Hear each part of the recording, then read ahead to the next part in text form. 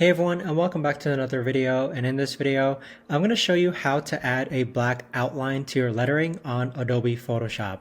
Now this video is going to be particularly useful for individuals. Let's say that over here you have some text and you want to add a black outline. How do you actually go ahead and add that so that your text sticks out more? Now this video is going to be short, sweet, and simple, guys. There's not going to be a lot of steps involved. Now the way to do this is that first you're going to click on the layer, your text layer here. So here we have it selected. Next, you're going to right click and then click on blending options. And then what you want to select is this option here called stroke.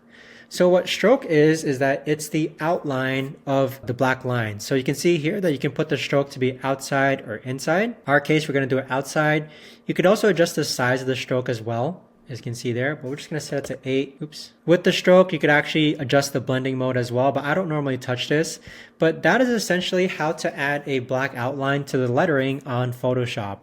If you guys know of a better or easier way to actually do this, let me know in the comments down below. I would love to know. Thanks so much for watching, everyone, and I'll see you guys all in the next video.